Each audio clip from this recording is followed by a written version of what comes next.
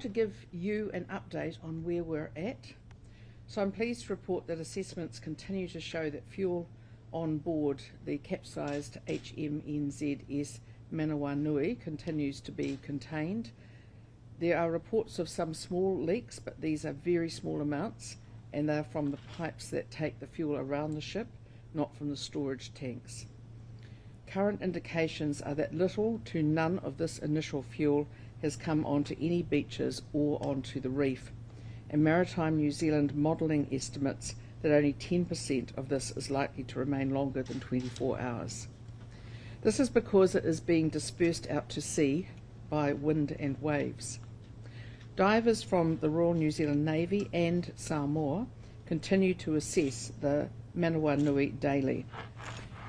NZDF personnel are continuing beach monitoring for contamination and to clean up flotsam, and the light oil slick is being monitored from the air. So while this remains an incredibly serious incident, and it will be for a long time to come, it is tracking as well as we could hope for at this point. What is not tracking well is the deeply concerning misogynistic narrative that reared its head before our people had even made it home to New Zealand. A court of inquiry has been stood up to establish what caused this terrible incident. The one thing that we already know did not cause it is the gender of the ship's captain, a woman with 30 years naval experience who on the night made the call to get her people to safety. I'm appalled to see the comments online from these armchair admirals. People who will never have to make decisions which mean life or death for their subordinates. I'm appalled to hear that our women in uniform are being abused in the street because of this incident. The men and women of the New Zealand Defence Force serve New Zealand and New Zealanders without hesitation. They leave their families for months, sometimes years, to do so. They should be supported, not shot down, and their gender should never come into play. I am New Zealand's first female Defence Minister. The Army has its first female Chief of Army, Major General Rose King. Manawanui's captain, Commander Yvonne Gray, is female. We are all appointed on merit, not gender. I took it upon myself to look up the details of one of the keyboard warriors, or the armchair admirals as we now refer to them in my team.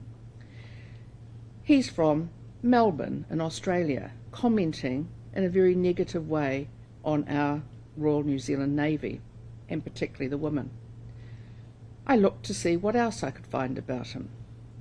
Well, he is someone who drives something. He drives a truck, and I think that he should keep his comments to people who drive trucks rather than to people who drive ships. These are the sorts of people I'm calling out, and I'm happy to call them out for as long as it takes to stop this behaviour. Because, you know, New Zealanders are better than this. Be better. Before I hand over to Rear Admiral Golding, I'd just like to leave you with a quote I heard that seems particularly relevant. I have seen it credited to Jane Campion, but it may also be others. We are women. We are only half the world, but we gave birth to the whole world. No one on this planet should be ignorant of our views or our voices. So stand up for us. Rear Admiral. Thank you, Minister. Kia ora koutou, everyone. Thank you for being here today, and can I also take a moment to thank the wider public, our ally, partner militaries, friends and whānau, and the people of Samoa for the outpouring of support that we have had for our people in the last few days. This has been a huge event, and we are deeply humbled by the well wishes towards our crew and passengers. I join the Manawanui Ships Company, their family and friends, and the wider Navy whānau for a whakanoa process of lifting up tapu at our Te Toa Moana marae at Devonport on Tuesday. It was a time to reflect, to start the process of healing. For myself, it was a very emotional evening. Standing among my colleagues and friends in the comfort of the marae, our spiritual home, I felt the strength and support amongst the crew and our broader Navy, and felt uplifted and stronger for the journey ahead. It is that next part of the journey, the Court of Inquiry into the circumstances that resulted in the loss of Manawanui, that I would like to update you today. A Court of Inquiry is a New Zealand Defence Force statutory process used to establish what happened, why, and what we can learn from it. It allows us as an organisation to identify possible improvements and changes for the future to mitigate the risk of repeats. The inquiry is carried out in confidence with statutory protections for witnesses to enable them to give frank and full evidence.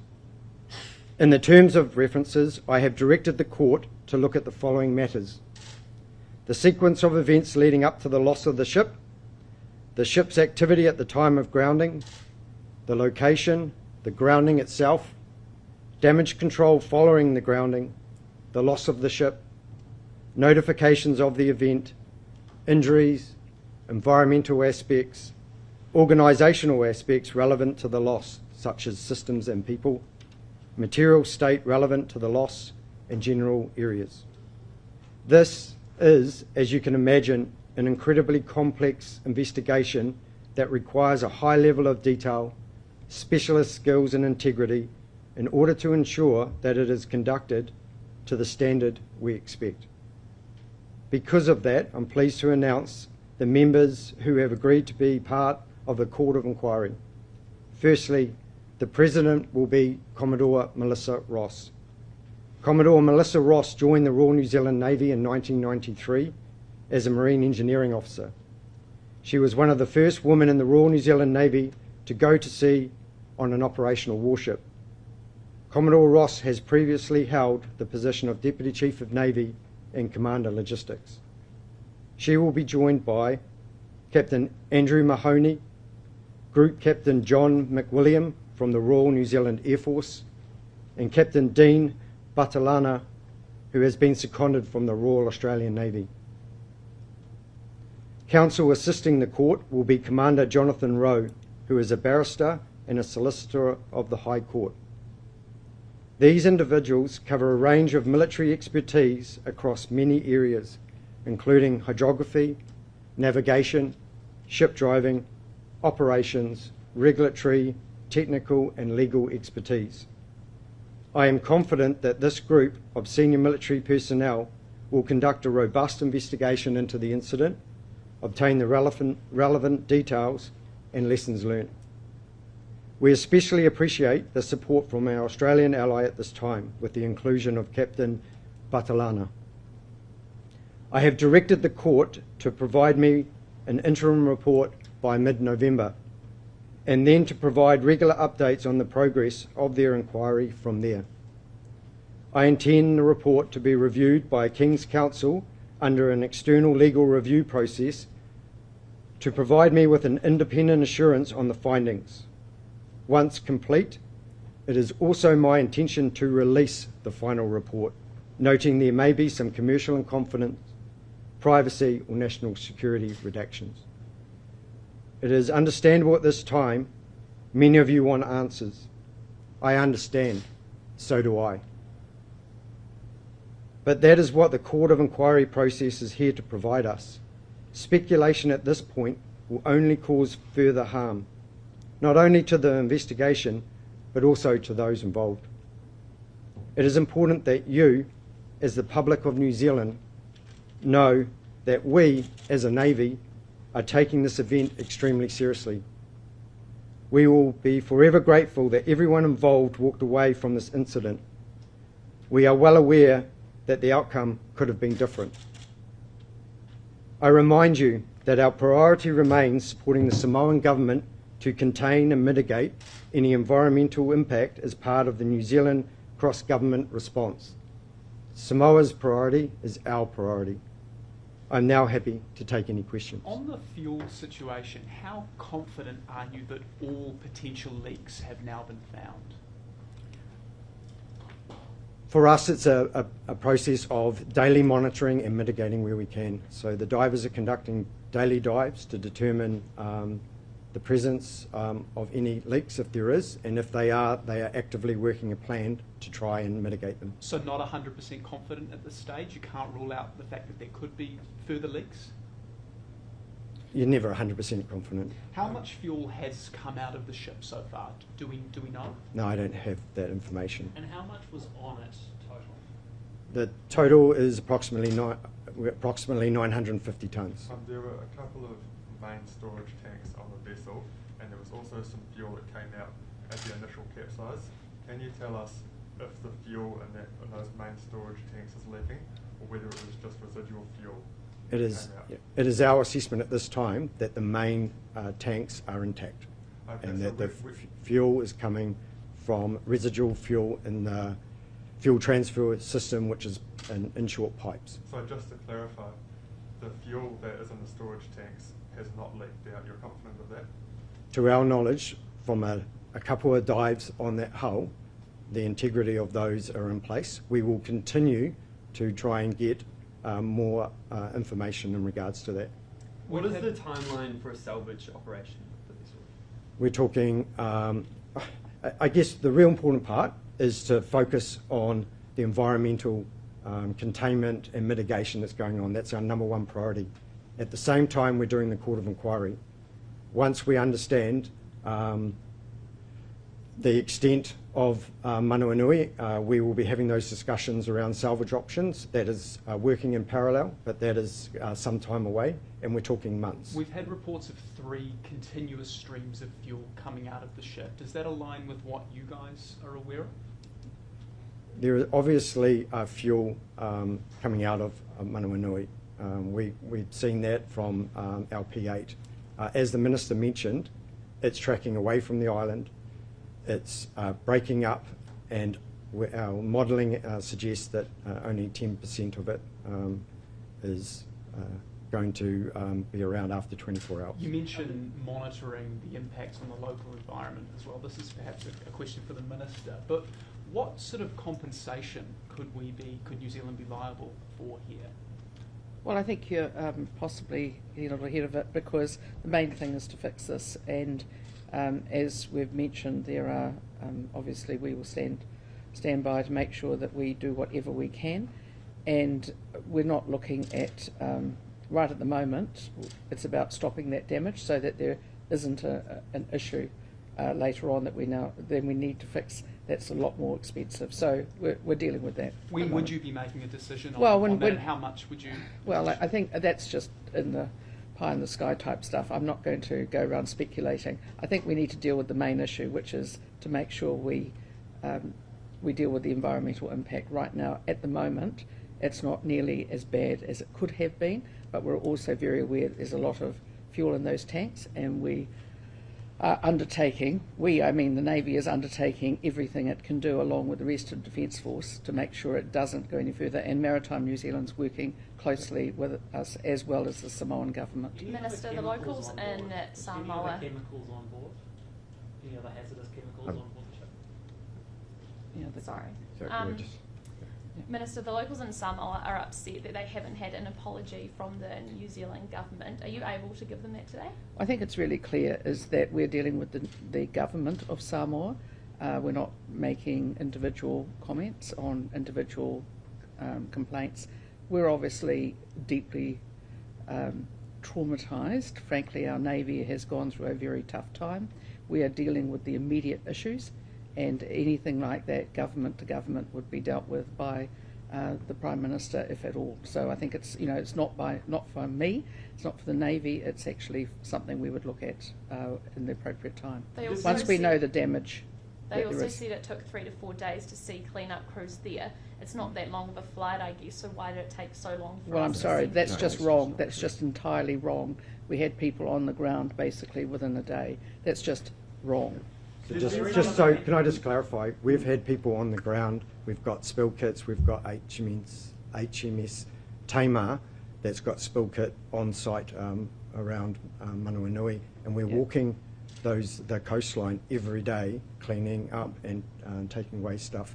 And our divers going out diving in very difficult conditions to try and ascertain if there is any leak, where we can mitigate it and how we get after it. We've had our P8 fly over the top to provide modelling data and aerial pictures. We're doing everything we can at this moment. Canterbury sailed with heavy spill kit. It'll arrive in a few days. Yep. Are there any other chemicals on the boat? Well, I think there's some cleaning. Yeah, it's. I think we've put this out before. The majority of the fuel is a light commercial grade diesel, that, and there are some other chemicals, but no major concern. There's been some discussion about an international inquiry rather than just a New Zealand level. What's your response to this? I'll deal with that. We have a law, and the law is very clear that this is the way in which the inquiry is to be dealt with. We don't just, we've already, as the Admiral has mentioned, brought in or had assistance from the Australians on this. This is under the Armed Forces Discipline Act. It's absolutely clear who is able to be on that inquiry, how that inquiry is to be run, and we will make sure, I don't need to make sure because it's going to happen, everything's going to be done in accordance with the law. So this is not an opportunity for people to grandstand, and it is actually an opportunity for us to follow the process, follow the law, get down to the facts and sort out issues that we need to. And we have engaged with the Transport Accident Investigation Commission and WorkSafe, and they have agreed that it is our jurisdiction, and my understanding is they're not running parallel activities. Minister, you mentioned the deeply misogynistic comments. Yes. Were you surprised by the level of that we've seen? Actually, I was shocked. I thought, seriously, it was 2024. What the hell's going on here with people who are sitting there in their armchair, operating their keyboard, making comments about people that they do not know, about an area they do not know, and they're just vile. Where's a bit of decency? And what we see now is we have women in uniform being abused by other people like that in the streets. This is outrageous behaviour, and New Zealand is not known for this, and we are better than it. And I think if people see it, we must call it out. I'm calling it out today. I hope everyone, including in the media, calls this out. It is not acceptable. It is not what we expect from our country, and to be frank, I was appalled. Rear Admiral, do you have anything further to add to that about, I suppose, those deeply misogynistic comments towards people within? I think the Minister covered it really well. It's disgusting. It is impacting our people, and it needs to stop. Well, just going back to the night that happened, Yes. I know you don't want to speculate on it, but there are some facts that are there. Do you know what the weather was at the time, and was it a lee shore that it was on? Was the wind blowing onshore at the time? Let's just, the whole point of today is standing up a court of inquiry that's going to get after it. If I say a statement, then other people are just going to speculate on that, and it creates a whole nother avenue of what happened. I think the most important thing from this announcement is we've got some high calibre people that are going to get after the facts, understand what happened, why it happened, understand what lessons we can learn so we don't repeat it. And I will provide a bios of all the people that are on the court so you understand what their backgrounds are. What changes have been made to maybe operations in the interim in the wake of this incident? For instance, are you ceasing operations close to shore or anything? Are there any changes that have been made immediately after this? No, absolutely not. We will do that assessment after the court of inquiry, but right now we've had Te Kaha just come back today from operating off Australia as they do their preparations for their deployment next year to the Middle East to participate in collective security. We've got Aotearoa that's going to sail soon. They've been doing operations off the Korean Peninsula, and we've got Taupo that has been supporting our government agencies doing fisheries operations, and we all are aware that Canterbury sailed. So all the other ships in our Navy are out there doing the business, and they need to get on with their job and do their role of what the nation and our government expects. What equipment arrived on the Hercules last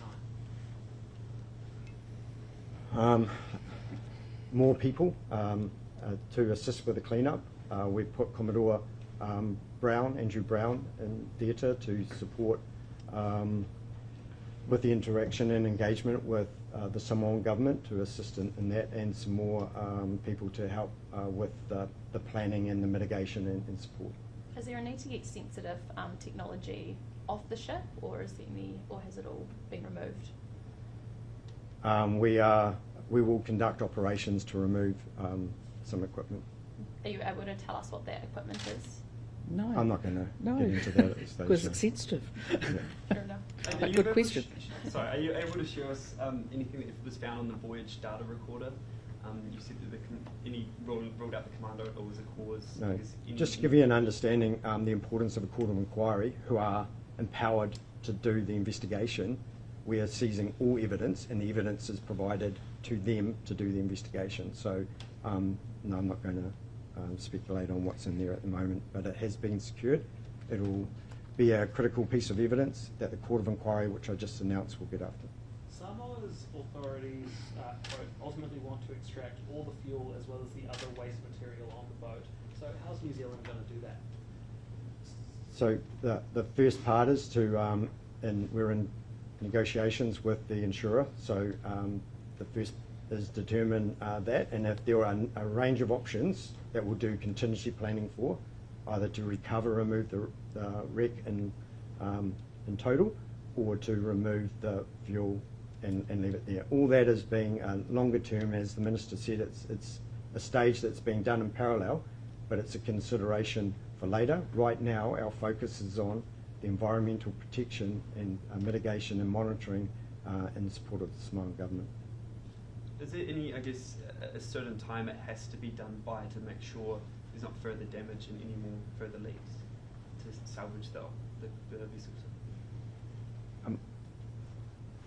That part will be looked at. All I'm saying is that every day we're diving to monitor the ship to see if anything has changed from the previous day, and putting in mitigation plans to protect the environmental impact of a ship.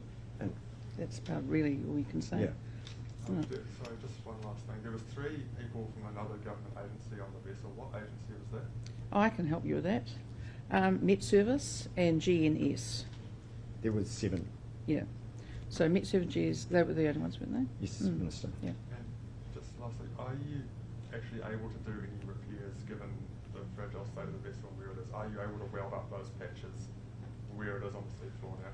So as part of the mitigation and how we're going to get after it, there'll be plans drawn up, and then we'll do it.